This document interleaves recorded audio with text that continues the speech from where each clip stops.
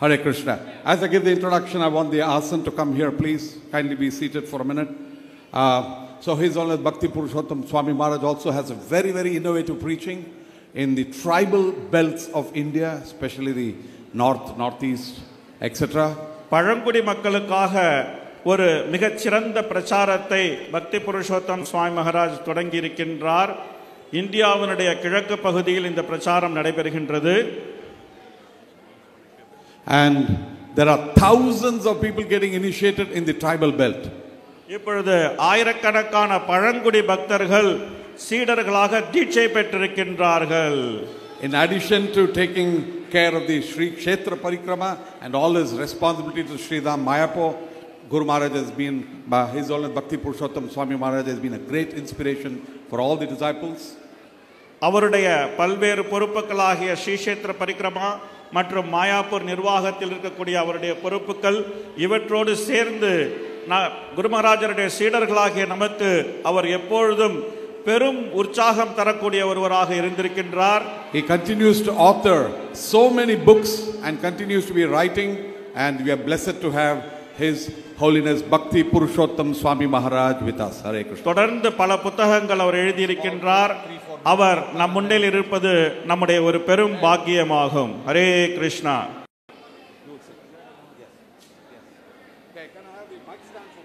Hari pole. Can you all please keep quiet? தயவு செய்து அமைதியாக இருங்கள். ஹரே கிருஷ்ணா. ஹரிபால் ஸ்ரீல பிரபுபாத கே, குரு மகாராஜ் கே, லான்ச் மகாபிரசாத் கே. Don't be worried. I will give a small brief class so you can have early lunch. நான் மிக சிறிய ஒரு வகுப்பையே கொடுக்கவிருக்கின்றேன். சீக்கிரமாக நீங்கள் மதிய பிரசாதம் செல்லலாம். So my class will be for 2 hours. Guru மகாராஜர் I give 2 hours class. Yes. So மகாராஜர் இப்போ 2 மணி நேரத்துக்கு உபன்யாசம் கொடுக்கவிருக்கின்றார். And 2 hours translation. 2 மணி நேரம் மொழிபெயர்ப்பும் நடக்கும். Okay. Hariba. So we have little Jai Radha Madhava Kunja Bihari. Jaya Radha Madhava Kunja Bihari. Loudly.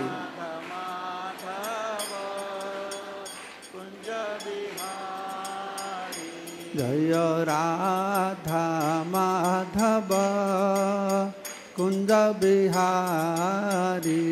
Jaya Radha Madhava Kunja Bihari. Jaya Gopi Jana Vallabha Girivardhari. Jaya Gopi Jana Vallabha Girivardhari.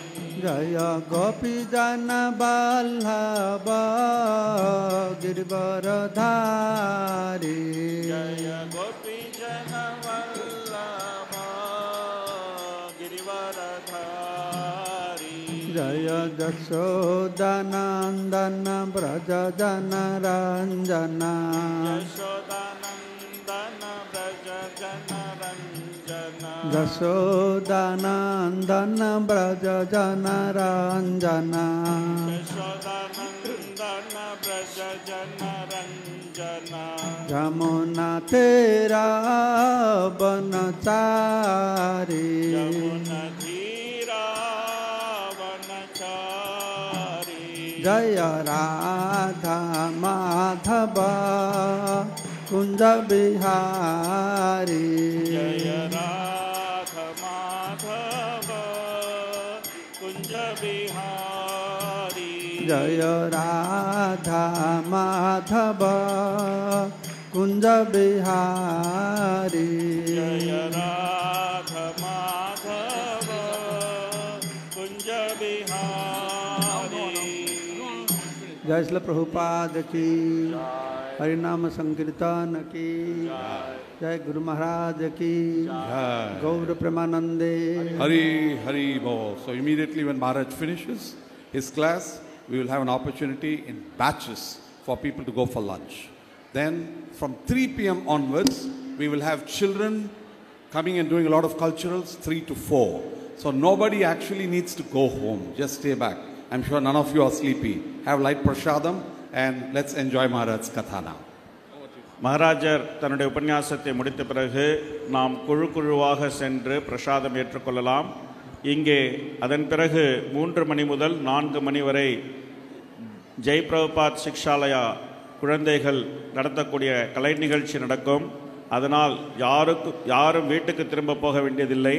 இறுதி வரை இங்கே இருந்து எல்லா நிகழ்ச்சிகளையும் பார்த்து ரசிக்கும்படி கேட்டுக்கொள்கின்றோம். Yes, I am sure all of you have not got AC rooms. நான் நிச்சயமாக நம்புகின்றேன் எல்லோருக்குமே ஏசி அறைகள் கிடைத்திருக்காது என்று. Better stay here. There's a nice cooling atmosphere. அதனால் நாம் இங்கேயே இருக்கலாம். நல்ல குளிர் சாதனப்படுத்தப்பட்ட இடம், நிம்மதியாக இங்கே அமர்ந்திருக்கலாம். Very well. So we'll chant Mangalacharanam together. நாம் எல்லோரும் மங்களாச்சரணத்தை சேர்ந்து கூறலாம். ஓம் ஞானதிமிரந்தஸ்ய ஞானாஞ்சனா சலாகயா சக்ஷுருன்மிலிதம் ஜேன தஸ்மை ஸ்ரீ குரவே நமः. நமோ விஷ்ணுபதாய कृष्णपृष्ठाय भूतले श्रीमते जयपताका स्वामिने इति नामिने. नमाचार्यपादाय निताय कृपाप्रदायिने गौरकथा धामदाय नगरग्रामतारिणे. नमो विष्णुपदाय कृष्णपृष्ठाय भूतले श्रीमते भक्तिवेदांत स्वामिने इति नामिने. नमस्ते सारस्वती देवे गौरवाणी प्रचारिणे निर्विशेष शून्यवादी पाश्चात्य देशतारिणे. वाञ्छाकल्पतरुभ्यश्च कृपा सिंधु भैव च पतितानां पावनेभ्यो वैष्णवेभ्यो नमो नमः. जय श्री कृष्ण चैतन्य प्रभु नित्यानंद श्री अद्वैत गदाधर श्रीवासादि श्री गौर भक्त वृंद. हरे कृष्णा कृष्ण कृष्ण हरे हरे हरे राम राम राम हरे हरे. मुखम करोति वाचालं पंगुलं हयते गिरिं यत्कृपा तमहं वन्दे परमानंद माधवं Shri गुरुजनतारिणं Shri चैतन्येश्वरम्. So I was told I will speak after Eknath Prabhu. So I thought after Guru Maharaj class I will have some time to think what to speak. குருமராஜர் பேசிய பிறகு ஏகநாத் பிரபு பேசுவார். அதன் பிறகு நான் பேச வேண்டும் என்று சொல்லப்பட்டது எனக்கு. அதனால் நான் என்ன பேசுவது என்று சிந்திப்பதற்கு எனக்கு கொஞ்சம் நேரம் கிடைக்கும் என்று நான் நினைத்து கொண்டிருந்தேன். But due to time restrictions, so I have to give class right now. ஆனால் காலமின்மை காரணமாக நான் இப்பொழுதே என்னுடைய உபன்யாசத்தை வழங்க வேண்டிய நிலை ஏற்பட்டுவிட்டது. So during Bhagavatam class, I have seen the audience. பாகவத உபன்யாசத்தின் போது நான் அங்கே இருப்பவர்களை பார்த்திருக்கின்றேன். Some were hearing not through ears, through their mouth, closing their eyes, magnify like this. சில பேர் அவர்களுடைய காதுகளால் கேட்பதில்லை, ஆனால் கண்களை மூடிக்கொண்டு வாயை திறந்து கேட்டுக்கொண்டிருக்கின்றார்கள். And some are hearing doing like this. சில பேர் தங்களுடைய தலை சாய்ந்து வீழ்ந்து போய் கேட்டுக்கொண்டிருக்கின்றார்கள். So all kinds of postures I have seen that. எல்லா விதமான நிலைகளிலும் கேட்பவர்களை நான் பார்த்திருக்கின்றேன். So I hope after hearing Guru Maharaj's fired up lecture, Now you are all awakened. குரு மகாராஜருடைய உற்சாகமான உபன்யாசத்தை கேட்ட பிறகு நீங்கள் அனைவரும் முழுமையாக விழித்திருக்கிறீர்கள் என்று நாம் நம்புகின்றோம். So I will give a brief lecture and brief announcement.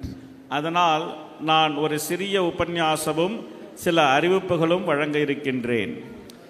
So my topic is to speak to you on the role of Siksha Guru, Diksha Guru in disciples' life. என்னுடைய தலைப்பு ஒரு சீடரின் வாழ்க்கையில் சிக்ஷா குரு மற்றும் திக்ஷா குருவினுடைய பங்கு என்பதை பற்றி பேசுவதாகும். And prior to that, I speak few minutes on Guru Agya. அதற்கு முன்னால் நான் இந்த குரு ஆக்ஞை நிகழ்ச்சியை பற்றி சில நிமிடங்கள் பேச விரும்புகின்றேன். What is Guru's main Agya to us to make him pleased? நம்முடைய குருவின் முக்கியமான கட்டளை என்ன, அதை நிறைவேற்றி நாம் அவரை எவ்வாறு திருப்தியும் சந்தோஷமும் படுத்தலாம் என்று. Some devotee asked Prabhupada, please tell me what will make you pleased. ஒரு பக்தர் சில பிரபுபாதரிடம் கேட்டார், தயவு செய்து கூறுங்கள் எது உங்களை சந்தோஷப்படுத்தும் என்று. Prabhupada said, first thing I will become very pleased if you become a good devotee. பிரபுபாதர் கூறினால், என்னை சந்தோஷப்படுத்தக்கூடிய முதல் விஷயம் என்னவென்றால் நீ ஒரு சிறந்த பக்தனாக வேண்டும். So to please our Guru Maharaj, the best thing is we should become a good disciple. நம்முடைய குரு மகாராஜரை திருப்திப்படுத்தி சந்தோஷப்படுத்த மிகச்சிறந்த வழி என்னவென்றால் நாம் ஒரு சிறந்த சீடராக ஆக வேண்டும். What does this mean to become a good disciple of a spiritual master? ஒரு ஆன்மீக குருவின் நல்ல சீடராக ஆவது என்றால் என்ன அர்த்தம்? To become good disciple of a spiritual master means to follow his instructions. ஒரு ஆன்மீக குருவின் நல்ல சீடராக ஆவது என்பது அவருடைய போதனைகளை நாம் கடைபிடிப்பதாகும். And how to receive and follow his instructions? அவருடைய போதனைகளை நாம் எவ்வாறு ஏற்றுக்கொண்டு கடைபிடிப்பது? So Prabhupada said there are three kinds of disciples. பிரபுபாதர் மூன்று வகையான சீடர்களை பற்றி குறிப்பிட்டிருக்கின்றார். There are one group of disciples, they are called Dandavat Bhakta. They will always come and give nice prostrated obeisances. ஒரு குழு சீடர்கள் தண்டவத் பக்தர்கள் என்று அழைக்கப்படுகின்றார்கள். அவர்கள் எப்பவுமே வந்து குருவின் முன் நன்றாக தரையில் விழுந்து வழங்குவார்கள். And when Gurudev is there, in front of Gurudev, oh Gurudev, Gurudev, Gurudev, they'll dance. குருதேவர் இருக்கும்போது குருதேவருக்கு முன்னால் குருதேவா குருதேவா குருதேவா என்று குதிப்பார்கள். They will be always behind Gurudev so they can get good pictures with Gurudev. அவர்கள் எப்பவுமே குருதேவரின் பின்னாலேயே இருப்பார்கள், ஏனென்றால் குருதேவரோடு சிறந்த புகைப்படங்கள் கிடைக்கும் என்று. They will be always waiting for Gurudev's prasad as long as Gurudev has nice prasadam. If Gurudev is diabetic, no salt, nobody will go there. அவர்கள் எப்பவுமே குரு மகாராஜருடைய மகா பிரசாதத்தை ஏற்றுக்கொள்வதில் பெரும் உற்சாகத்தோடு இருப்பார்கள். குரு மகாராஜர் நல்ல சுவையான பிரசாதம் உண்ணும் வரை. ஆனால் குரு மகாராஜருக்கு சர்க்கரை நோய், உப்பில்லாத பிரசாதம் என்றால் அந்த பக்கமே போக மாட்டார்கள். So these kind of disciples, Guru will tell him one order, please go and do this. இந்த மாதிரியான பக்தர்கள் சீடர்களுக்கு குரு ஸ்பஷ்டமாக உரைக்கின்றார், நீ சென்று இதை செய் என்று. When spiritual master says, please do this for me, the disciple will go and never come back again. ஆன்மீக குரு நீ சென்று இதை எனக்காக செய்து வா என்று கூறினால் இத்தகு சீடர்கள் செல்வார்கள், ஆனால் திரும்பியே வரமாட்டார்கள். Prabhupada saying these kind of disciples are known as rocket firecrackers, never come back. பிரபுபாதர் கூறுகின்றார், இந்த மாதிரியான சீடர்கள் ராக்கெட் வெடியை போன்றவர்கள், என்று மேலே செல்வார்கள், ஆனால் திரும்பி வரமாட்டார்கள். How many of us we want to become rocket cracker disciples? நாம் எத்தனை பேர் இந்த மாதிரியான வானவேடிக்கை சீடர்களாக ஆக விரும்புகின்றோம்? No, okay, good. யாருமே இல்லை. இது ரொம்ப நல்ல விஷயம். Then Prabhupada said, there's another kind of disciples that he follow Guru's order very strictly. பிரபுபாதர் கூறுகின்றார், இன்னொரு வகையான சீடர்கள் இருக்கின்றார்கள், அவர்கள் குருவின் கட்டளைகளை மிகவும் கவனமாக கடைபிடிப்பார்கள். He follow Guru's order as it is, whatever Guru tells, he follow that. அவர்கள் குருவினுடைய கட்டளையை அப்படியே கடைபிடிப்பார்கள். குரு என்ன சொல்கின்றாரோ அதை செய்வார்கள். So how many of you want to become this kind of disciple, following Guru's orders as it is? எத்தனை பேர் அது போன்ற ஒரு சீடராக மாற விரும்புகின்றீர்கள்? குருவினுடைய ஆணையை அப்படியே கடைபிடிப்பவர்கள். So that is very good. அது ரொம்ப சிறந்த விஷயம். But Guru Maharaj told a nice story. There is a problem also. ஆனால் குரு மகாராஜர் இதை பற்றி ஒரு நல்ல கதை கூறியிருக்கின்றார். இதில் ஒரு பிரச்சனையும் இருக்கின்றது. Following Guru's order as it is, குருவினுடைய கட்டளையை அப்படியே கடைபிடிப்பது, without understanding Guru's inner motives.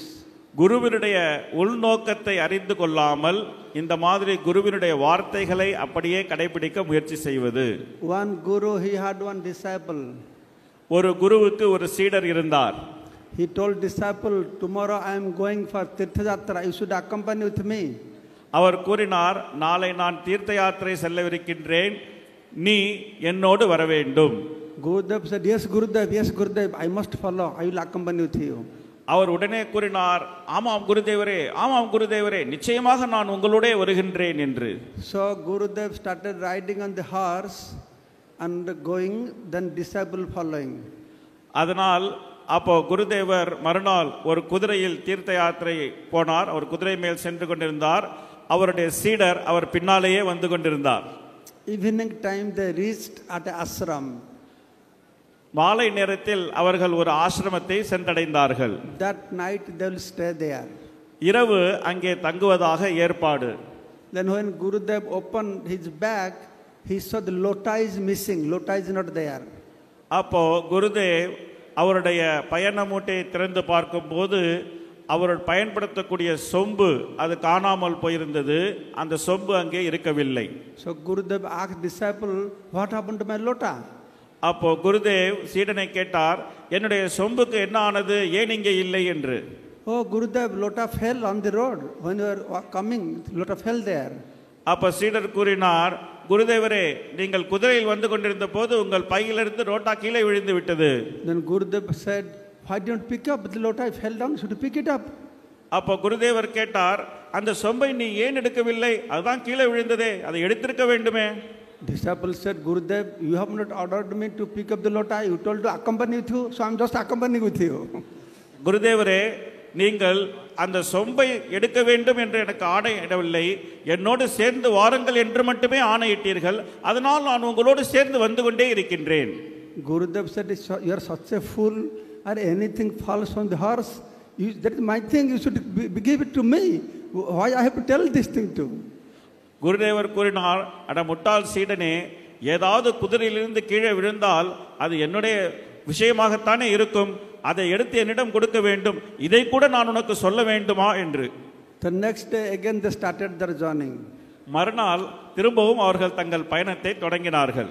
So while they were walking, the Guru riding on the horse, at one point Guru this horse started passing the stool. அப்பொழுது அந்த அவர்கள் போய்கொண்டிருந்த போது ஒரு நேரத்தில் அந்த குதிரை மலம் கழிக்க தொடங்கியது. So then this disciple picked up the horse stool. Gurudev fell from the horse, please accept this.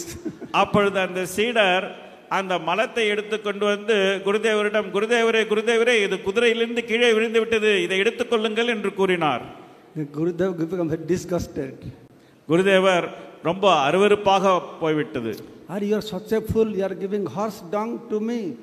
Array, நீ இப்படி ஒரு முட்டாளாக இருக்கின்றாயே, குதிரை சாணத்தை கொண்டு வந்து என்னிடம் கொடுக்கின்றாயே என்று. Gurudev, I am following your order as it is. You tell anything fall from the horse to give to you, so I am giving this to you.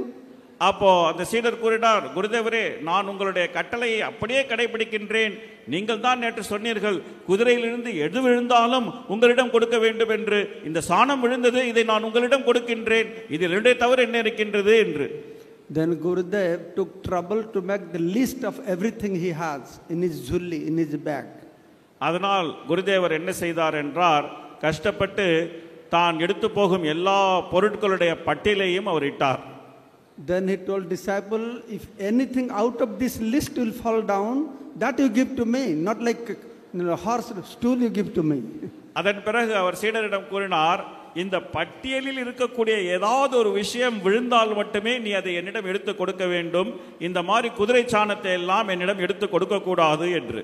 The disciple said, yes, yes, Guru Agya, Guru Mukha Padabhakya, I must follow this. உடனே சீடர் கூறினார், ஆமாம் ஆமாம், இதுதான் குருவின் கட்டளை, குருவினுடைய தாமரை உதடுகளிலிருந்து வந்திருக்கக்கூடிய கட்டளை, இதை நான் நிச்சயமாக கடைபிடிப்பேன் என்று. So next morning when they started their journey, so what happened on the way, at one point the horse he jumped. மறுநாள் திரும்ப அவங்க பயணத்தை தொடர்ந்த போது ஒரு குறிப்பிட்ட இடத்தில் என்ன ஆனது என்றால், குதிரை ஒரு குதியாக குதித்தது. So Gurudev fell from the horse. அப்போ குருதேவர் குதிரையிலிருந்து கீழே விழுந்து விட்டார். A disciple walking. ஆனால் சீடரோ தொடர்ந்து நடந்து போய்க்கொண்டே இருக்கின்றார். Gurudev, what happened? You don't pick me up. அப்போ குருதேவர் கத்தினார், ஏய், நான் கீழே விழுந்து விட்டேன், என்னை தூக்கு தூக்கு, ஏன் தூக்க மாட்டேன் என்கிறாய் என்று. I fell from the horse. நான் மேலிருந்து கீழே விழுந்து விட்டேன். The disciple opened the list, looking, Gurudev, your name is not there. அப்போ அந்த சீடர் அந்த பட்டியலை எடுத்து பார்த்து விட்டு சொன்னார், குருதேவர், கீழே விழுந்தால் எடுக்கக்கூடிய விஷயங்களில் உங்களுடைய பேர் இல்லையே என்று. So Guru Maharaj, I heard this many years before this time from Guru Maharaj. He was telling, to follow Guru's order means we have to have some intelligence, use intelligence.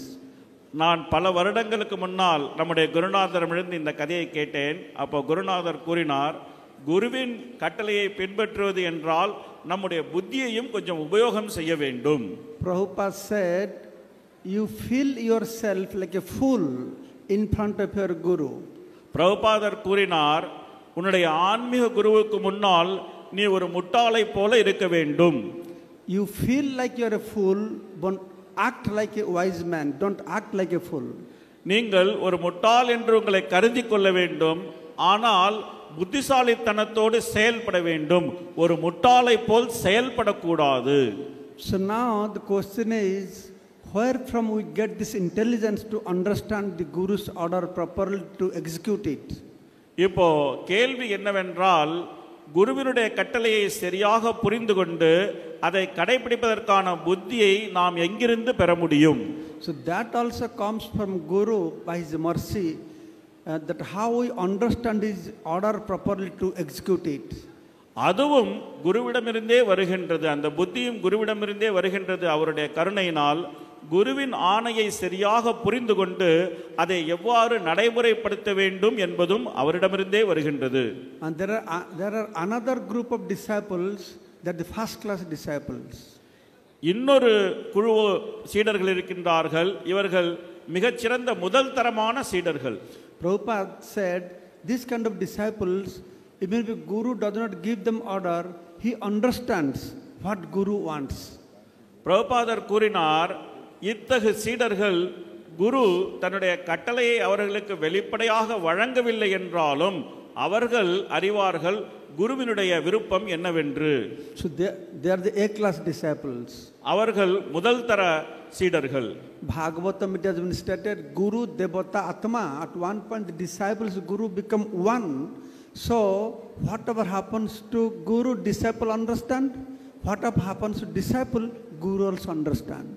பாகவதத்தில் கூறப்பட்டிருக்கின்றது, குருவும் சீடரும் ஒன்றோடு ஒன்றாகி விடுகின்றார்கள். அதனால் குருவுக்கு என்ன நடக்கின்றது என்று சீடனால் புரிந்து கொள்ள முடிகின்றது, சீடனுக்கு என்ன நடக்கின்றது என்று குருவினால் புரிந்து கொள்ள முடிகின்றது. So there are many pastimes and instances about the intimate relationship between Guru and disciple.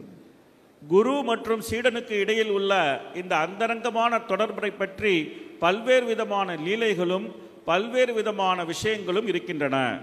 So thus the Guru has a very important role to play in the life of the disciples.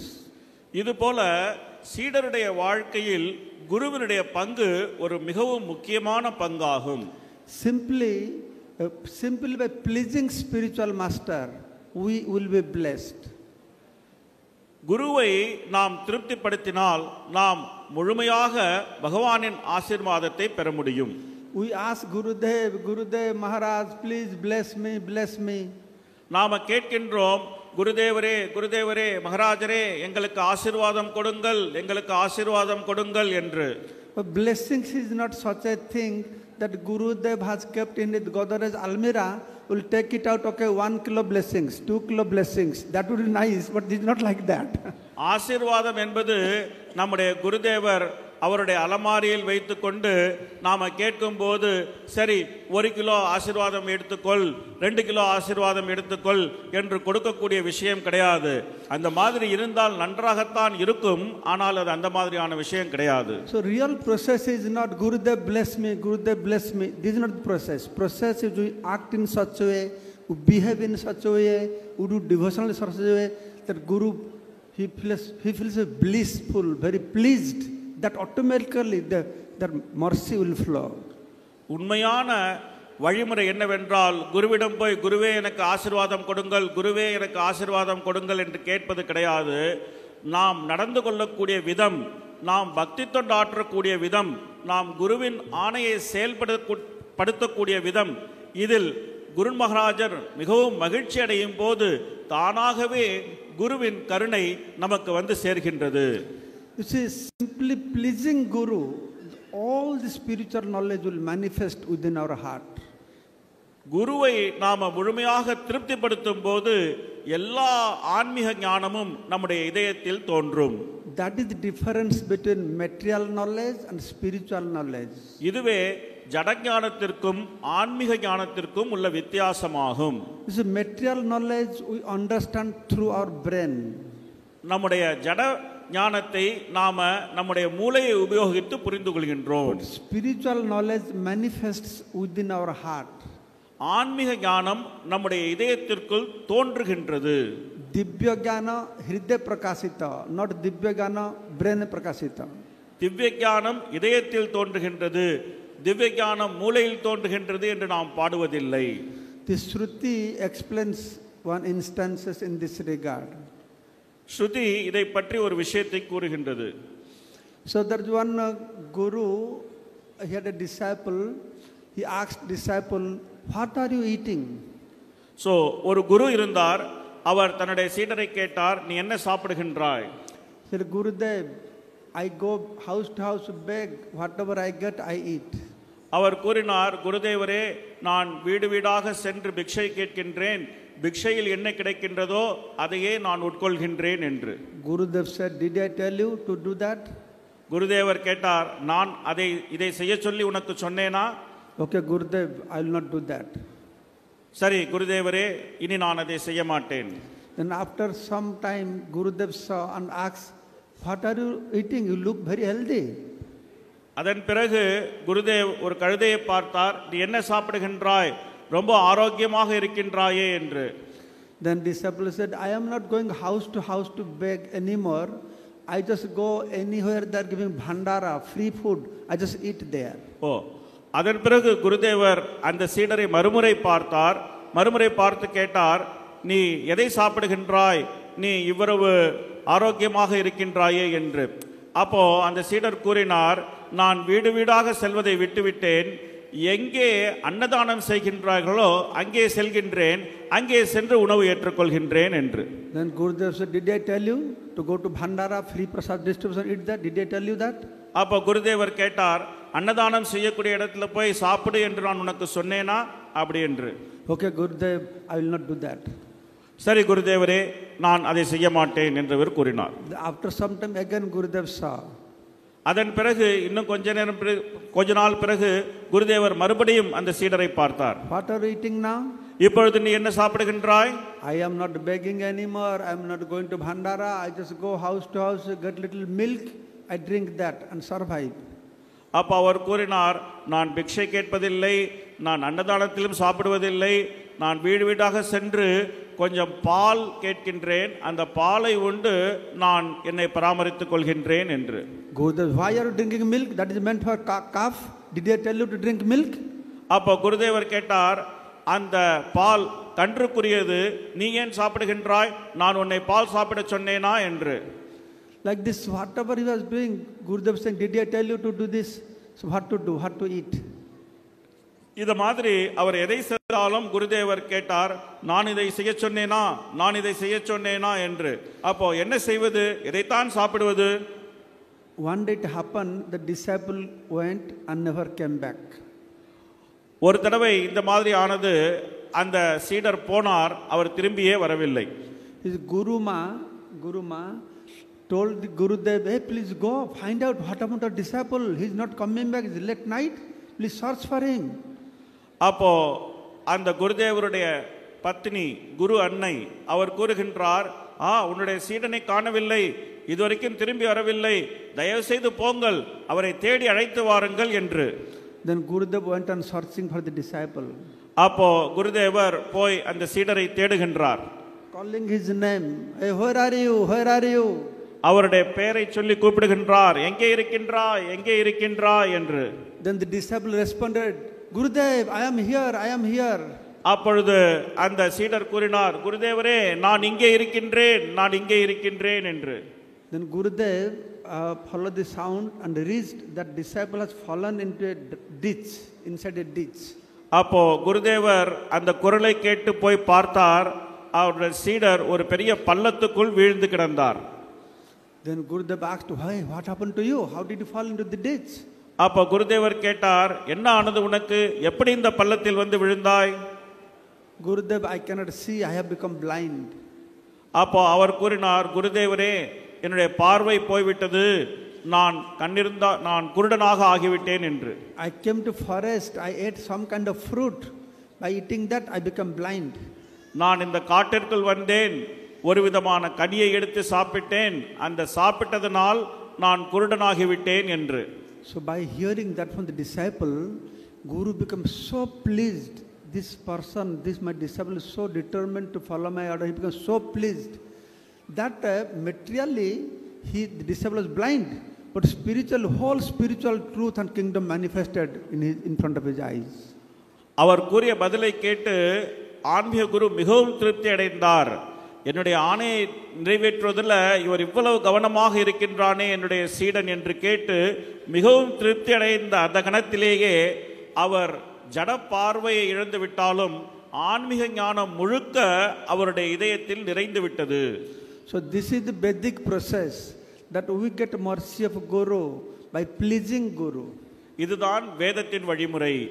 நாம குருவினுடைய கருணையை குருவை திருப்திப்படுத்துவதன் மூலம் பெற முடியும். Actually we have two kinds of Guru, Siksha Guru, Diksha Guru. நமக்கு இரண்டு வகையான குருமார்கள் இருக்கின்றார்கள், शिक्षा गुरु, दीक्षा गुरु. जीवे साक्षात नहीं ताते गुरु चैत्य रूपे शिक्षा गुरु होए कृष्ण महंत स्वरूपे. The living entities have never seen God. இந்த ஜீவன்கள் பகவான் ஸ்ரீ கிருஷ்ணரை பார்த்தது கிடையாது. That's why he manifests in two forms. அதனால் அவர் இரண்டு வகையாக தன்னை வெளிப்படுத்திக் கொள்கின்றார். Within heart as Chaitya Guru Paramatma and outside as Siksha Guru. இதயத்திற்கு உள்ளே சைத்திய குருவாக பரமாத்மாவாக, வெளியே சிக்ஷா குரு என்கிற ரூபத்தில். But Siksha Guru, anybody cannot become Siksha Guru. ஆனால் சிக்ஷா குரு யார் வேண்டுமானாலும் சிக்ஷா குருவாக மாற முடியும். Anybody can become instructor or upadesak, not Siksha Guru. Siksha Guru is not an ordinary business. யார் வேண்டுமானாலும் உபன்யாசராகவோ உபன்யாசம் வழங்குபவர்களாகவோ இல்ல போதனை வழங்குபவர்களாகவோ ஆக முடியும். ஆனால் சிக்ஷா குரு என்பது இதிலிருந்து வேறுபட்டது. शिक्षा गुरु के तो जाने कृष्ण स्वरूप. शिक्षा गुरु is like non-different from Krishna. Is not ordinary somebody advice, taking care of me, very big responsibility. சிக்ஷா குரு என்பது கிருஷ்ணரிடமிருந்து வேறுபட்டவர் அல்ல. இது ஒரு மிகப்பெரிய பொறுப்பு. சும்மா சிலருக்கு நான் உபதேசம் கொடுக்கின்றேன், சிலருக்கு அறிவுரை வழங்குகின்றேன், அதனால் சிக்ஷா குரு என்று ஆகிவிடாது. That's why when we chant this mantra, Bande Gurun Isa Bhaktan Isan Isa Avatarakan, Bande Gurun, not Bande Guruha. Bande Guru means I offer obeisances my two gurus, one Siksha Guru, one Diksha Guru. அதனால் சைத்தன்ய சரிதாமிரத்தின் முதல் ஸ்லோகத்தில் வந்தே குருன் என்று பன்மையில் சொல்லப்பட்டிருக்கின்றது. வந்தே குருன் என்றால் ஒருவர் இல்லை, நான் 2 பேருக்கு என்னுடைய வணக்கத்தை தெரிவிக்கின்றேன். ஒருவர் சிக்ஷா குரு, மற்றவர் திக்ஷா குரு. So this role of Siksha Guru is very heavy role. It's not ordinary role that anybody can become Siksha Guru of anyone. அதனால் சிக்ஷா குரு என்கிற நிலை மிகவும் ஒரு பொறுப்பு வாய்ந்த நிலை. அதனால் யார் வேண்டுமானாலும் சிக்ஷா குரு ஆகிவிடலாம் என்று நாம் சொல்ல முடியாது. So before you accept somebody as Siksha Guru, though it is not clearly defined in our ISKCON society, we have to be very, very careful to accept somebody as our Siksha Guru even if. நாம் ஒருவரை சிக்ஷா குருவாக ஏற்றுக்கொள்வதற்கு முன் நாம் ரொம்ப கவனமாக இருக்க வேண்டும். நம்முடைய இஸ்கான் இயக்கத்தில் சிக்ஷா குரு யார் என்பது தெளிவாக எடுத்துரைக்கப்படவில்லை. இருந்தாலும் நாம் ரொம்ப கவனமாக இருக்க வேண்டும். Same thing with the Diksha Guru also. இது திக்ஷா குருவுக்கும் பொருந்தும். Diksha Guru means Diksha means Divya Jnana Dadati, one who gives the transcendental knowledge. Diksha என்றால் யார் ஒருவர் ஆன்மீக ஞானத்தை வழங்குகின்றாரோ அவர் என்று அர்த்தம். That means when you get Diksha mantra, the transcendental knowledge should manifest within our heart. இதனுடைய அர்த்தம் என்னவென்றால், நாம திக்ஷை மந்திரத்தை பெறும்போது திவ்யமான ஞானம் நம்முடைய இதயத்தில் பிரகாசிக்கின்றது. That was what happening in the ancient days. The spiritual masters will give mantra. By that power, the things will be revealed to disciples. முந்தைய காலங்களில் இது போலத்தான் நடந்தது. திக்ஷா குரு திக்ஷா மந்திரத்தை சீடருக்கு வழங்குவார். அந்த திக்ஷா மந்திரத்தை பாராயணம் செய்து சாதனை செய்யும் போது சீடருக்கு எல்லா விதமான ஆன்மீக ஞானமும் தெரிய வரும்.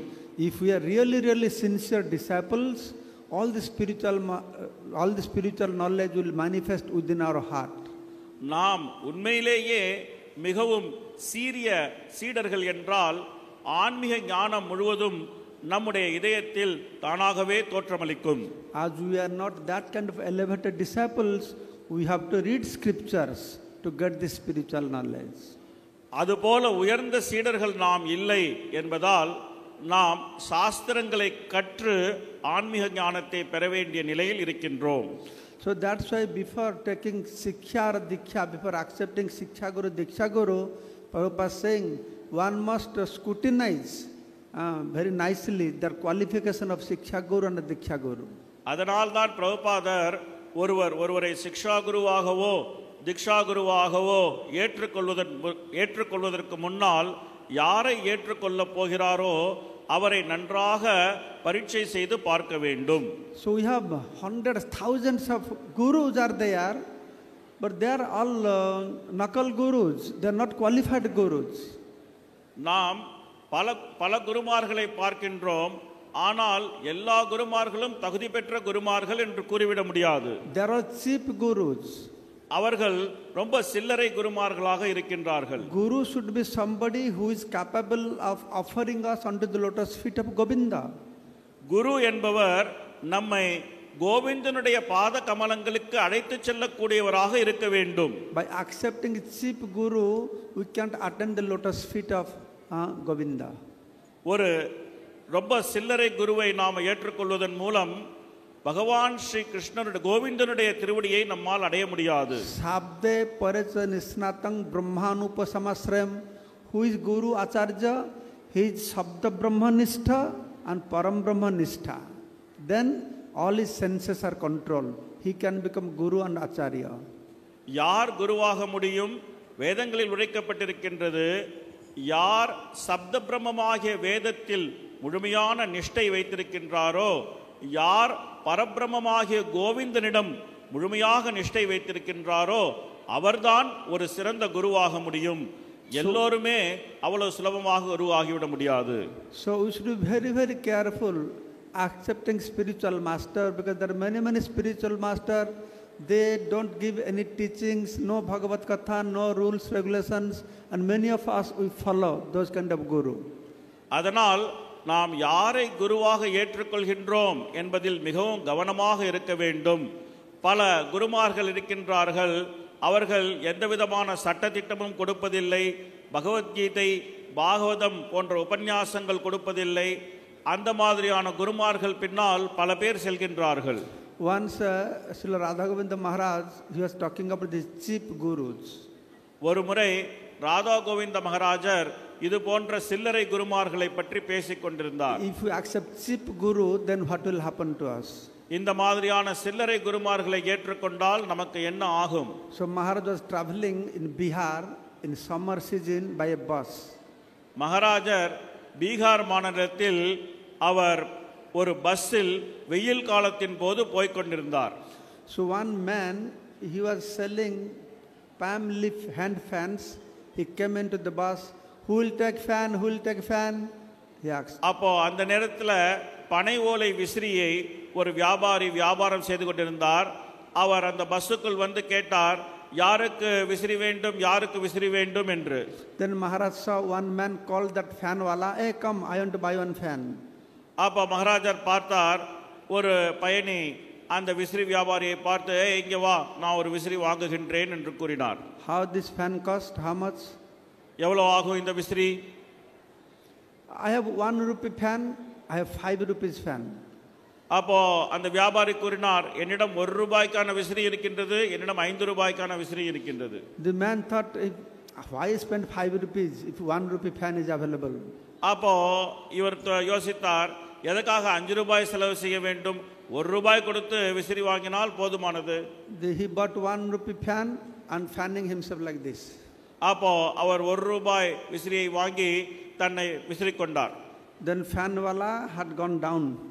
அப்போ அந்த விசிறி விற்பனை செய்பவர் கீழே போய்விட்டார். So but this man who bought the fan, after doing few times, all palm leaves fall on the ground. அப்போ இந்த விசிறி வாங்கியவர் சில முறை தன்னை விசிறி கொண்ட பிறகு அந்த விசிறியில் இருந்த பனை ஓலைகள் எல்லாம் அப்படியே உதிர்ந்து கீழே விழுந்து விட்டன. The fan wala called, hey, this man called to fan, hey, fan wala, come here, come here. அப்போ இவர் அந்த விசிறி வியாபாரியை கூப்பிட்டார், வியாபாரி வா இங்கே என்று. Then when he came, he said, what fan you gave me? After few times all palm leaves fell down. நீ என்ன மாதிரியான விசிறி எனக்கு கொடுத்தாய்? 2 முறை விசிறி கொண்ட பிறகு இந்த பனை ஓலையெல்லாம் உதிர்ந்து போய் விட்டதே. Then that fan wala very peacefully, he picked up all the palm leaves. அப்போ அந்த விசிறி வியாபாரி கீழே விழுந்த அந்த பனை ஓலைகளை எல்லாம் எடுத்து கையில் எடுத்துக்கொண்டார். Then he hold in his hand like this. அப்போ அதை கையில் பிடித்து கொண்டார். Then he said, my dear, he said, Mr. G, Mr. You bought a fan for 1 rupee, cheap fan. நீங்கள் 1 ரூபாய்க்கு ரொம்ப ஒரு மலிவான ஒரு விசிறியை வாங்கினீர்கள். If you do fanning like this, so you don't know how to use this. அப்போ அதை வைத்து இப்படி நீங்க விசிறி கொண்டால் அதை எவ்வாறு உபயோகப்படுத்துவது என்று உங்களுக்கு தெரியவில்லை என்று அர்த்தம். Then if you get a cheap fan, you should hold fan like this, make a face like this, then you get some hava. நீங்க ரொம்ப மலிவான விசிறியை வாங்கினால் நீங்க விசிறியை பிடித்துக் கொண்டு உங்களுடைய முகத்தை இப்படி ஆட்ட வேண்டும் என்று கூறினார். So we Indians, we have to be very, very careful. It's a big problem in our whole country, big problem. We have cheap Bhagavan and cheap gurus, and we are behind those people. அதனால் இந்தியாவில் நாம் ரொம்ப கவனமாக இருக்க வேண்டும். இந்தியாவில் பல மலிவான பகவான்கள், மலிவான குருமார்கள் இருக்கின்றார்கள். அவர்கள் பின்னால் ஓடுவதற்கு ஒரு பெரிய கூட்டமே இருக்கின்றது. And if we accept the cheap gurus, then we have to get hawa, making a face like this. அப்போ இந்த மாதிரி மலிவான குருமார்களை ஏற்றுக்கொண்டா நாம இந்த மாதிரி தலையை ஆட்டிக்கொண்டே இருக்க வேண்டியதுதான். In India, we have no lack of gurus, no lack of Bhagavan also. இந்தியாவில் குருவுக்கும் குறை கிடையாது, பகவானுக்கும் குறைவு கிடையாது. You see, all other religion have one God. Musliman one God, Christian one God. But Hindus, how many gods? How many? Only 33 crores. இங்க மற்ற மத நம்பிக்கை உடையவர்களுக்கெல்லாம் ஒரு கடவுள் தான். அவர்கள் முஸ்லீமாக இருந்தாலும் ஒரு கடவுள், கிறிஸ்தவர்களாக இருந்தாலும் ஒரு கடவுள். ஆனா இந்துக்களுக்கு மட்டும் 33 கோடி தேவர்கள் இருக்கின்றார்கள். But Hindus are so fond of gods that 33 million gods are not sufficient. They are making more new gods. ஆனா நம்ம இந்துக்களுக்கு நம்ம கடவுள்னா ரொம்ப பிடிக்கும். அதனால 30 கோடி தேவர்கள் அவங்களுக்கு பத்தல, அவங்க புதுசா தேவர்களை உண்டாக்கி கொண்டிருக்கின்றார்கள். Prabhupada said in India and Bangladesh we have factories of gods, but they are making so many gods. இந்தியாவிலையும் பங்களாதேஷ்லயும் நமக்கு பல கடவுள்கள் இருக்கின்றார்கள், அதனால எவ்வளவோ கடவுள்களை உண்டாக்கி விட்டார்கள் என்று பிரபுபாதர் கூறுகின்றார். But Prabhupada he taught us who is real Bhagavan. ஆனால் பிரபுபாதர் நமக்கு கற்றுக் கொடுத்திருக்கின்றார் யார் உண்மையான பகவான். Can you tell who is the real Bhagavan? யார் உண்மையான பகவான் என்று உங்களால் சொல்ல முடியுமா? What is his name? அவருடைய பெயர் என்ன? You are all wrong.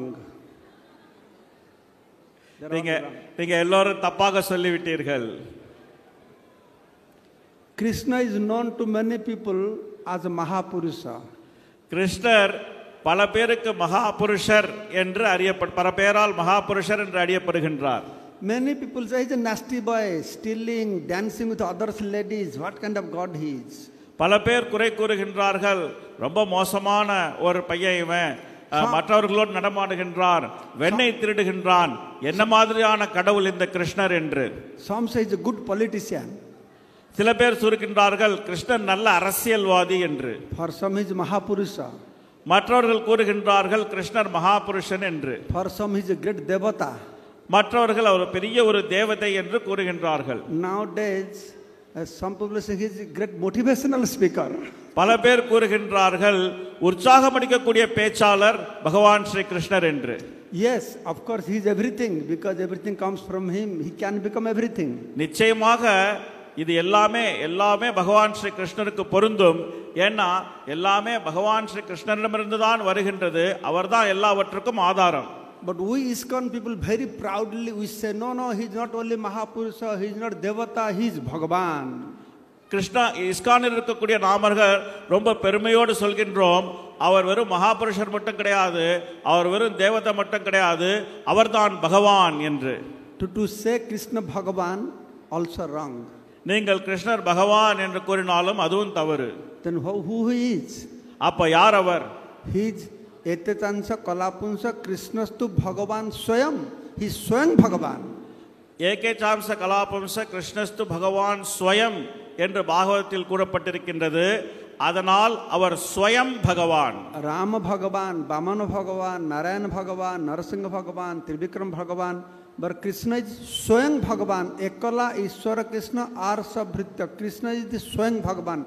That is the designation. ராமரும் பகவான், வாமனரும் பகவான், நரசிம்மரும் பகவான், இந்த மாதிரி நாராயணரும் பகவான், இந்த மாதிரி நிறைய பகவான்கள் இருக்கின்றார்கள். ஆனா சைத்தன்ய சரிதாமிரதத்தில் சொல்லப்பட்டிருக்கின்றது ஒருவர் தான் அனைவரையும் கட்டுப்படுத்துகின்றார். அந்த ஒருவர் பகவான் ஸ்ரீ கிருஷ்ணர், அவர் ஸ்வயம் பகவான் என்று அறியப்படுகின்றார். So Srila Prabhupada, as bona fide spiritual master, he has revealed this truth to all of us, the real identity of Supreme Personality of Godhead Lord Krishna. பரமபுருஷராகிய கிருஷ்ணருடைய உண்மையான அடையாளத்தை அதிகாரப்பூர்வமான குருவாகிய ஆன்மீக குருவாகிய பிரபுபாதர் நாம் அனைவருக்கும் காட்டியிருக்கின்றார். So all of you know the meaning of Ishvara. எல்லோருமே ஈஸ்வர அப்படிங்கிற வார்த்தையினுடைய அர்த்தத்தை அறிவீர்கள். What is the meaning of Ishvara? ஈஸ்வர என்கிற வார்த்தையினுடைய அர்த்தம் என்ன? Loudly. Control. All of you are Ishwar. Yes or no? யார் கட்டுப்படுத்துகின்றாரோ அவர்தான் ஈஸ்வரர். அப்போ நீங்கள் அனைவருமே ஈஸ்வரர்கள் தான். உண்மையா இல்லையா? Yes or no? You are also Ishwara. Prabhupada said we are all Ishwara, but we are a mini Ishwara. பிரபுபாதர் கூறுகின்றார் நாம எல்லோருமே ஈஸ்வரர்கள் தான், ஆனா நாம குட்டி ஈஸ்வரர்கள். At least all you Prabhus, you are controlling your family, your children, your wife. This is you are illusion, many Maharaj. Ishwaras. This is illusion, Maharaj. It's an illusion. The wives are controlling everything. You tell that in your language fast. மகாராஜர் சொல்கின்றார் இங்கே இருக்கக்கூடிய பிரபுக்கள் எல்லாம் ஈஸ்வரர்கள், நீங்க எல்லாருமே உங்களுடைய குடும்பத்தை கட்டுப்படுத்துகின்றீர்கள், உங்களுடைய மனைவியை கட்டுப்படுத்துகின்றீர்கள், அதனால ஒரு விதத்தில் நீங்கள் ஈஸ்வரர்கள் என்று சொல்ல முடியும். when Western countries I go, I give this class to congregation. I say, oh, you are all Ishvara, you are controlling your wife. Then they say like this. நாம மேலை நாடுகளுக்கு போய் நீங்க எல்லாம் ஈஸ்வரர்கள், நீங்க உங்களுடைய மனைவியை கட்டுப்படுத்துகின்றீர்கள் என்று சொன்னா அங்கே உபன்யாசம் கேட்க வந்தவர்கள் எல்லாம் இல்லை இல்லை இல்லை என்று தலையாட்டுகின்றார்கள். Whatever it is, at least you are mini Ishvara. Prabhupada gave that designation to us. You are a mini Ishvara. என்னவாக இருந்தாலும் சரி, நீங்கள் எல்லாம் நம்ம எல்லாம் குட்டி ஈஸ்வரர்கள். பிரபுபாதர் நமக்கு கூறி இருக்கின்றார், நாமெல்லாம் குட்டி ஈஸ்வரர்கள் என்று. Then who are the real controller? Who are the real controller? Ishvara. யார் உண்மையாக எல்லோரையும் கட்டுப்படுத்துபவர்? Eswarar. Indra Devata, Agni Devata, Vayu Devata, they are Ishvara.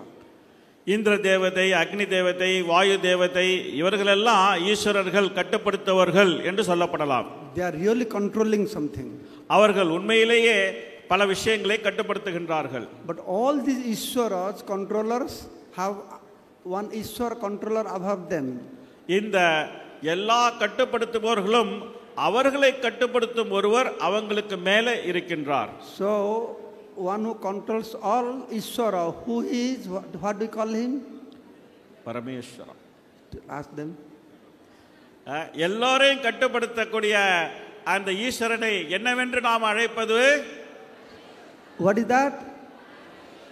Parameshwar. But between Ishwara Parameshwara, there is another Ishwara. ஈஸ்வரா பரமேஸ்வரா இவங்களுக்கு மேல் இன்னொரு ஈஸ்வரர் இருக்கின்றார். Who is that?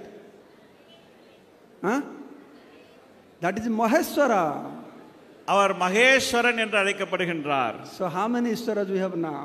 ஈஸ்வரா, எத்தனை ஈஸ்வரர்கள் நமக்கு இப்ப இருக்கின்றார்கள்? We have mini Ishwara. நம்ம முதல்ல குட்டி ஈஸ்வரன், Then Devatas Ishwaras. தேவதைகள் ஈஸ்வரர்கள், Then Shivaji Maheshwara. அதன் பிறகு Sivaperuman Maheswaran, Then above them is Parameshwara. அதற்கு மேல் இருக்கின்றார் Parameswarar. So who is that Parameshwara? அப்ப அந்த பரமேஸ்வரர் யாரு? Who is that Parameshwara? அந்த பரமேஸ்வரர் யாரு? So according to Rama is not Parameshwara? அப்போ பகவான் ஸ்ரீ ராமர் பரமேஸ்வரர் கிடையாதா? Yes or no? Yes. Narayan is not Parameshwara? நாராயணர் பரமேஸ்வரர் கிடையாதா? Narasingha is not Parameshwara? Narasingar Parameswarar கிடையாதா? So they are all Parameshwara. So what is unique position of Krishna? அப்ப அவங்கெல்லாம் பரமேஸ்வரர்கள் தான். அப்ப கிருஷ்ணருடைய தனித்தன்மை வாய்ந்த அந்த நிலை என்ன? So Madhurya Kadamini Vishwanath has mentioned the unique position of Krishna is his Paratpara Parameshwar. Paratpara Parameshwar. அப்ப மாதுரிய கதம்பினியில் விஸ்வநாத் சக்கரவர்த்தி தாக்கூரார் நம்முடைய முந்தைய ஆசிரியர் கூறியிருக்கின்றார், அவர் பராத் பர பரமேஸ்வரர் என்று. Darshi, who will give knowledge, information, such a solid and unalloyed, ultimate knowledge to us, unless we take shelter of bona fide spiritual master who comes in parampara. அப்போ இந்த மாதிரியான நல்ல திடமான ஞானம், அதிகாரப்பூர்வமாக வரக்கூடிய ஞானம், இந்த மாதிரிய ஞானத்தை நாம் எப்படி பெற முடியும்? நாம அதிகாரப்பூர்வமான குருவினுடைய வழியில வரவில்லை என்றால் இந்த மாதிரிய ஞானம் நமக்கு எப்படி கிடைக்கும்? So from today we should understand the designation of Krishna is Swayam Bhagavan and his designation is Paratpara Parameshwar. இன்று முதல் நாம தெரிந்து கொள்ள வேண்டியது என்ன அப்படி என்றால், கிருஷ்ணர் யார் என்றால் அவர் ஸ்வயம் பகவான், அவர் பராத் பர பரமேஸ்வரர் என்று நாம் புரிந்து கொள்ள வேண்டும். இதுதான் கிருஷ்ணருடைய நிலை. So this kind of unalloyed knowledge about the absolute truth is given only in Brahma Madhya Gaudiya Sampradaya Guru Parampara. இந்த மாதிரியான கலப்படமில்லாத பூர்ண உண்மையை பற்றிய ஞானம் நிச்சயமாக பிரம்ம மத்வ கௌடிய சம்பிரதாய குரு பரம்பரையில் மட்டுமே, இந்த குரு பரம்பரையில் மட்டுமே நமக்கு கிடைக்கும். You see, Buddha, he came, stopped slaughtering in the name of Veda. They say, oh, don't accept Veda. Stop cow slaughter or any kind of slaughtering. புத்தர் வேதங்களை மறுத்துரைத்து மிருகவதை செய்வதையும் மிருகங்களை பலி கொடுப்பதையும் நிறுத்தினார். ஏனென்றால் வேதங்களின் பெயர்ல மிருகவதை நடந்து கொண்டிருந்தது. அதை நிறுத்துவதற்காக அவர் வேதங்களின் அதிகாரத்தை மறுத்துரைத்தார். So Veda Namanya Buddha Hoila Nastik. If you don't accept Veda, then you become a Nastik. வேதங்களை ஒப்புக்கொள்ளாததால் புத்தர் நாஸ்திகர் என்று அழைக்கப்படுகின்றார். Then Shankaracharya came, established Veda, but he preached the philosophy of Nirakarvad. சங்கராச்சாரியார் வந்தார், வேதங்களின் அதிகாரத்தை திரும்ப நிறுவினார், ஆனால் அவர் அருவ பாதையை எடுத்துரைத்தார். Then Ramanujacharya came, he established Sakar Upasana, Bhagavan Vishnu. அதன் பிறகு ராமானுஜாச்சாரியார் வந்தார், அவர் வந்து பகவான் ஸ்ரீ விஷ்ணுவினுடைய உருவ வழிபாட்டை அவர் நிறுவினார். Then Madhvacharya came, he introduced the worship of Lord Krishna. Madhvacharya வந்தார், அவர் பகவான் ஸ்ரீ கிருஷ்ணருடைய வழிபாட்டை அவர் நிறுவினார். But Radharani worship was not introduced. ஆனால் இதுவரை ராதாராணியினுடைய உபாசனை அறிமுகப்படுத்தப்படவில்லை. Even till today, you don't see South India Radha Krishna temple except ISKCON and Gaudiya Math. இதுவரைக்கும் தென்னிந்தியாவில் நாம ராதா கிருஷ்ணர் ஆலயங்களை பார்க்க முடிவதில்லை. வெறும் இஸ்கான் மற்றும் கௌடிய மட ஆலயங்களில் மட்டும்தான் ராதா கிருஷ்ணருடைய உபாசனை தென்னிந்தியாவில் நடக்கின்றது. You go to marketplace, you see only blue Krishna standing, no lady with Krishna. நாம இங்கே உள்ள கடைகளில் போனா கூட நீல நிற கிருஷ்ணர் தனியாக இருக்கக்கூடியதைத்தான் பார்க்க முடியும், ராதாராணியோடு பார்க்க முடியாது. If any lady next to Krishna, that will be Rukmini Satyabhama, but not Radharani. கிருஷ்ணர் பக்கத்துல பெண்கள் இருந்தாங்க அப்படின்னு சொன்னா அது ருக்மிணி சத்யபாமாவாகத்தான் இருக்கும், ராதாராணியாக இருக்காது தென்னிந்தியாவில். যদি গৌর না হইতো তবে কি হইতো কেমনে ধরিতাম দে রাধার মহিমা প্রেম রসসীমা জগতে জানাতো কে. If Gauranga Mahaprabhu did not come, how could I survive? How could I understand the limit of Radharani's prem towards Krishna? Gauranga Mahaprabhu வரவில்லை என்றால் நாம இந்த சரீரத்தை பராமரித்து எப்படி உயிரோடு இருந்திருக்க முடியும்? ராதாராணியின் பெருமை, பகவான் ஸ்ரீ கிருஷ்ணர் மேல கொண்ட அவருடைய அன்பின் அந்த அற்புதமான எல்லை, அந்த எல்லையை நாம் எவ்வாறு அறிந்து கொண்டிருக்க முடியும்? From this kind of analysis you can understand what a wonderful things that we have received because of mercy of Srila Prabhupada. இந்த மாதிரியான விளக்கங்கள் மூலம் நாம புரிந்து கொள்ள முடியும் எந்த மாதிரியான அற்புதமான ஆன்மீக அறிவை நாம பிரபுபாதரிடமிருந்து பெற்றிருக்கின்றோம் என்று. So I am thinking to stop here now. You must be very hungry now. நான் இங்கே நிறுத்துகின்றேன். நீங்க அனைவரும் ரொம்ப பசியோடு இருப்பீர்கள் என்று நினைக்கின்றேன். Are you hungry? நீங்கள் பசியோடு இருக்கின்றீர்களா? Yes? No? You are not hungry because you are sitting there, but I am speaking for 1 hour. I am feeling hungry now. I have to go. உங்கள் யாருக்கு பசி இல்லை என்றால் நீங்கள் நிம்மதியாக உட்கார்ந்து கேட்டுக்கொண்டிருக்கின்றீர்கள். நான் 1 மணி நேரமாக பேசிக் கொண்டிருக்கின்றேன், எனக்கு பசியாக இருக்கின்றது.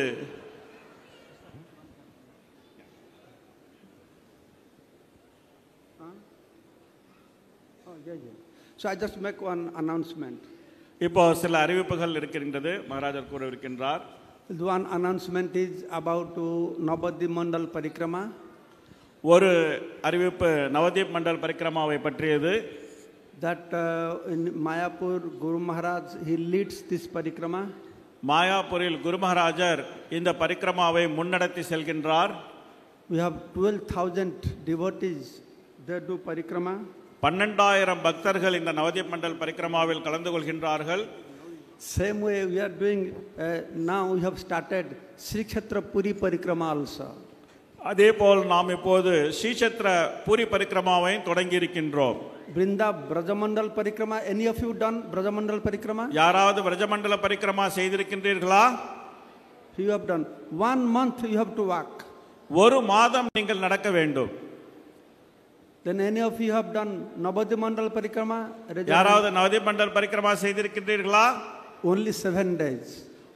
7 நாள் மட்டும் நடந்தால் போதும். Lokanath Maharaj was telling that Brajamandal Parikrama you have to walk 1 month. Loganath மகாராஜர் கூறினார், பிரஜமண்டல பரிக்கிரமாவுக்கு நீங்கள் 1 மாதம் நடக்க வேண்டும். Then Mahaprabhu came and said, "Hey, no, come to me. Why you walk so much? Only 7 days. You are lazy people. You can't walk so much. 7 days you will get same result." அப்போ மகாபிரபு வந்து கூறினார், ஏன் 1 மாதம் நடக்கின்றீர்கள், நீங்கள் எல்லாம் சோம்பேறிகள், இங்கே வந்து மாயாபூரில் 7 நாள் நடங்கள் போதும், உங்களுக்கு அதே பலன் கிடைக்கும் என்று. Then Jagannath came forward. He said, no, they are not lazy. They are super lazy people. அப்போ ஜெகநாதர் முன்னால் வருகின்றார். அவர்கள் சோம்பேறிகள் அல்ல, சுட்டுப்போட்ட சோம்பேறிகள் என்று. You come to my dham, whatever result you get walking 1 month, walking 7 days, one day you circumambulate, you get the same result. நீங்கள் என்னுடைய தாமத்திற்கு வாருங்கள், ஒரு மாதம் நடந்தால் என்ன பலன் கிடைக்குமோ, இல்ல 7 நாள் நடந்தால் என்ன பலன் கிடைக்குமோ, அதை ஒரே நாளில் அந்த பலனை பெற்றுக்கொள்ளலாம் என்று கூறுகின்றார். The Vaishnavas, they say, if you do Chaturmasa Vrata, Kartika Vrata, Bhishma Panchak, whatever result you get, just by doing one circumambulation of particular tithi, same result you will get. வைஷ்ணவர்கள் சொல்கின்றார்கள், நாம சதுர்மாச விரதம், கார்த்திக் விரதம், பீஷ்ம பஞ்சகம் இதையெல்லாம் செய்வதனால் என்ன பலன் கிடைக்குமோ, இந்த எல்லா பலனும் பூரியில ஒரு குறிப்பிட்ட திதியில ஒரு நாள் நாம பரிக்கிரமா செய்வதன் மூலம் அந்த எல்லா பலனையும் பெற்றுவிட முடியும். So in parikrama we have Odia group, Bengali group, Hindi group, English group. இந்த பரிக்கிரமாவில் நமக்கு ஒரிய பக்தர்கள், பெங்காலி பக்தர்கள், ஹிந்தி பக்தர்கள், ஆங்கிலம் பேசக்கூடிய பக்தர்கள் என்று பல குழுக்கள் இருக்கின்றார்கள். Now by the endeavor of Shuddha Sridhar Prabhu, Harila Prabhu, we have Tamil group also. இப்பொழுது Tell South Tamil group. இப்பொழுது நாம சுதர்ஷிதர் பிரபுனுடைய முயற்சியினால தமிழ் குரூப்பையும் தொடங்கி இருக்கின்றோம். But last year Guru Maharaj attends parikrama. He tells why only Tamil people, where is the Andhra people, where are Kannada people. So now this year they started South Indian group now. அப்போ குரு மகாராஜர் கேட்டார், ஏன் வெறும் தமிழ் பக்தர்கள் மட்டும் சொல்றீங்க, எங்க கன்னட பக்தர்கள், எங்க ஆந்திரா பக்தர்கள், எங்க மலையாள பக்தர்கள்? அதனால இந்த வருஷம் சவுத் இந்திய குழு என்று தொடங்கப்பட்ட, தென்னிந்திய குழு என்று தொடங்கப்பட்டு விட்டது. It's a great opportunity for each of you from each state. Please come and join, and the brochures are available there. There is one counter also. Please participate, and there is more than 2 dozens sannyas and Prabhupada disciples to speak you on Jagannath and Chaitanya Mahaprabhu Leela. நீங்க அனைவரும் வந்து கலந்து கொள்வதற்கு இது ஒரு நல்ல வாய்ப்பு. எல்லா மாநிலங்கள்லேருந்து அனைவரும் வந்து கலந்து கொள்ள வேண்டும். இங்க மொத்தம் 2 டஜனுக்கு மேல பிரபுபாதர் பக்தர்கள், மூத்த பக்தர்கள் ஜெகநாதர் லீலை பற்றி உங்களோட பகிர்ந்து கொள்வதற்காக காத்திருக்கின்றார்கள். அனைவரும் இந்த வாய்ப்பை வந்து பயன்படுத்திக் கொள்ளுங்கள். So much so, Sudhasridhar Prabhu has arranged one Sri Kshetra Parikrama in Tamil language also. You can get this book outside. மகாராஜர் ஸ்ரீக்ஷேத்திர parikrama அப்படிங்கிற இந்த அற்புதமான புத்தகத்தை எழுதியிருக்கின்றார். இப்போ இது தமிழ்லையும் கிடைக்கின்றது. இந்த புத்தகம் உங்களுக்கு வெளியில ஸ்டால்ல கிடைக்கும். There is one stall outside. There are very interesting books like Maya, Sri Kshetra Parikrama, Navadvip Parikrama. They are all available in Tamil language. அங்க வெளியில ஒரு ஸ்டால் இருக்கு. அங்க மகாராஜர் எழுதிய ரொம்ப சுவாரஸ்யமான புத்தகங்கள், மாயா, ஸ்ரீக்ஷேத்திர பரிக்கிரமா, நவதீப் மண்டல் பரிக்கிரமா போன்ற புத்தகங்கள் தமிழ் பாஷையிலே கிடைக்கும். So I have one very important announcement, but I will not do now because less audience. When this hall is packed up, I hope I will get a chance and speak something very special to you. அப்போ இன்னொரு முக்கியமான அறிவிப்பு இருக்கின்றது. ஆனா அதை நான் இப்ப சொல்ல போவதில்லை. ஏன்னா நிறைய பேர் போய்விட்டார்கள். எல்லாரும் வந்து இந்த கூட்டம் குழுமிய பிறகு அந்த முக்கியமான அறிவிப்பை நான் வெளியிடுகின்றேன். ஜெய் ஸ்ரீ க்ஷேத்திர பரிக்ரமா கே ஜெய், நவதீப் பரிக்ரமா கே ஜெய், Sri Prabhupad transcendental book distribution கே ஜெய், ஜெய் குரு மகாராஜ் கே ஜெய், கௌர பிரமானந்தே. ஹரி ஹரி போல். Thank you so much. Hare Krishna. Afternoon at 3 o'clock, we have a special drama and cultural activity by the school children of Jai Prabhupada Shikshalaya Madurai. So they are going to enact about the mercy of the spiritual master, how one can overcome 3 modes of material nature, and how Mrigari got the mercy of Narada Muni, and few other performances are going to be there. Request all of you to be here to encourage all the students and get inspired. Thank you. Hare Krishna. After lunch, you're most welcome. If you're not traveling back to your place and coming back, you're most welcome to use this hall. Come along, mingle, meet people, know each other.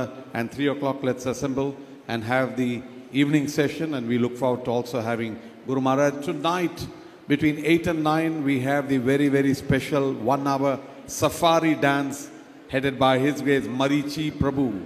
Thank you very much, Marichi Prabhu. Hare Krishna. 3 மணிக்கு கலை நிகழ்ச்சிகள் நடக்கவிருக்கின்றது. ஜெய் பிரபுபாத் சிக்ஷாலயனுடைய மாணவர்கள் ரொம்ப அற்புதமான நாடகத்தை வழங்கவிருக்கின்றார்கள். குருவினுடைய கருணையினால் எவ்வாறு நாம் முக்குணங்களை கடக்க முடியும் என்பதை பற்றியும், மிருகாரி, துருவ மகாராஜர், பிரகலாதர் போன்ற நாடகங்களை அவர்கள் வழங்கவிருக்கின்றார்கள். அனைவரும் வந்து கண்டு கழியுங்கள். அதே சமயம் நாம் நம்முடைய மதிய நேர நிகழ்ச்சிகள் எல்லாம் தொடர்ந்து நடக்கவிருக்கின்றது. குரு மகாராஜர் வரவிருக்கின்றார். இரவு 7 to 8 பன்னாட்டு கலைஞர்கள், பன்னாட்டு பக்தர்கள் கலந்து கொள்ளும் சஃபாரி கலை நிகழ்ச்சியும் இருக்கின்றது. அனைவரும் இங்கே வந்து இருந்து இந்த எல்லா நிகழ்ச்சிகளிலும் கலந்து கொள்ளுமாறு கேட்டுக்கொள்கின்றோம். பிரசாதம் எடுத்துக்கொண்ட பிறகு மறுபடியும் இந்த ஹாலுக்கு வந்து பக்தர்களை கலந்து ஆலோசித்து, பக்தர்களை சந்தித்து, மகிழ்ச்சியாக ஒருத்தரோடு ஒருத்தர் உரையாடி எல்லோரும் நன்றாக மகிழ்ச்சியாக உங்களுடைய நேரத்தை செலவிடும்படி கேட்டுக்கொள்கின்றோம். Lunch prasadam is being served in the same basement area. In the same basement area, after you have your lunch, you can also go and try out this game called Escape Room. Escape Room is a novel game where you can use your intelligence and you have to find clues. There are 2 variants of that. The first one is where you can escape from the material world and go to Kali Yuga. Go to Vaikunta by solving some clues. And the second game is one where we can help Sanatana Goswami escape from the jail and travel through the dangerous forest, through wild animals, and go to meet Chaitanya Mahaprabhu. These are very interesting games. It can be played as a group. There are many registration counters all over the place. The actual counter is right in the basement over there. So we would encourage people to try out that game also. So we meet again over here at 3 o'clock sharp for the start of the cultural events. Hare Krishna.